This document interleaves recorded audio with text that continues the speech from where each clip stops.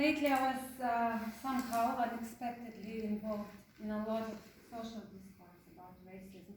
And maybe you even remember I had a speech here where you actually picked up the topic, and it was also about racism. We were speaking about Svarteti tradition. And when I was in these discourses, I realized that I was so silent. I couldn't raise my voice, I couldn't speak up, I couldn't even make myself say anything. And I thought it's because I feel there is so much pain about it. It's hurting. But I realized that it's me who's hurting. That there is something inside of me, the pain that doesn't let me speak up, didn't let me speak up. And I wanted to erase it as much as I can from my life. But then I realized I have to speak up. Can you please raise your hands if ever in your life you've been treated, you've been discriminated wrongly because of your difference, no matter what difference? Almost everyone, actually absolutely everyone. This is devastating. Some of you know that I have two sons from mixed marriage.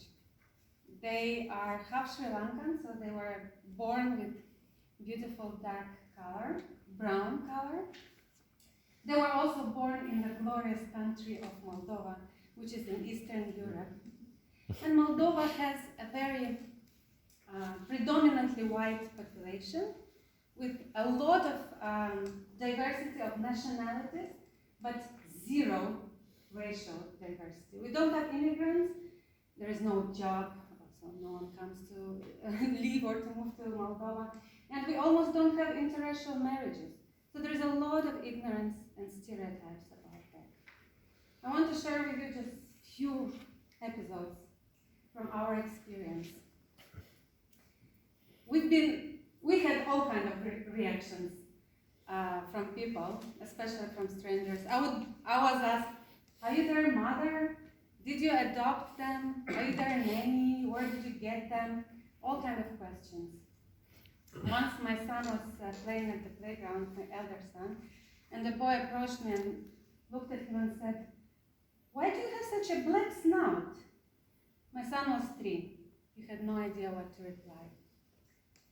An elderly, God-fearing woman once crossed the way while I was walking with my younger son in the stroller.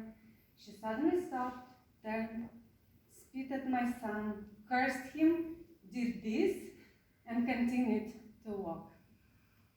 Once I lost my elder son in the supermarket. I was so desperate looking for him all over. I was running, I couldn't find him. I was like a crazy chicken, asking everyone if they saw a 7-year-old dark-skinned boy somewhere. I finally ran out of the supermarket to find him outside crying in the freezing cold winter. Apparently he was kicked out from the supermarket by the guard, who called him a little dirty thief and a gypsy. And I was so heartbroken to hear that. I couldn't believe it. My motherly heart was in pain. I even couldn't collect myself together to go back to the supermarket to find this guy and to shake the life out of him and ask him why he did that. There were many other incidents. For some reason, my eldest son was the center of suffering. He was bullied, beaten by boys near the school, at the bus stop, just because he was dark.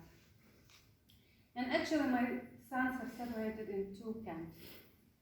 The Lil was suffering from low self-esteem, and he was trying to fit in desperately. My youngest son, he was fighting. He was beating everyone who would call him names. And every time these things would happen, I would have actually a very good reason to have deep and profound conversations with my son.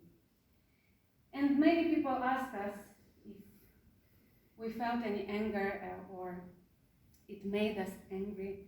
No way, of course not. First of all, it happened mostly with strangers and not so often. And we were surrounded, of course, by loving family and friends who accepted and loved my voice. And I also knew why these things are happening. There is ignorance. There is no racial education or education about diversity whatsoever in our country. But I used this for educating my boys. So every time they would come to me and tell me about some bullying or incidents, I would tell them not to follow the first reaction. And the first reaction is usually anger and aggression. But instead to tell their story, to share why they're different, that their fathers are Sri Lankan, they were born this way. I would read stories to them about diversity. And their favorite one was about the black rose. When Abdul Baha, a very wise man, once compared a black boy to a black rose and a dark chocolate, he said, "You love dark chocolate and you find it precious? Look at your black brother. He's also precious."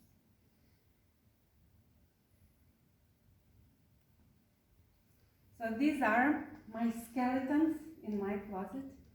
Once I reveal them, I can speak about this. And I will share today my opinion about how to treat racism. I think there is a lot of social discourse where we speak about tolerance when it comes to racism. And I think tolerance is half measure. As long as we tolerate differences, instead of embracing them, profound change will never happen. Instead of tolerance, we should experience love and acceptance. Soul has no race, and there is one race, human.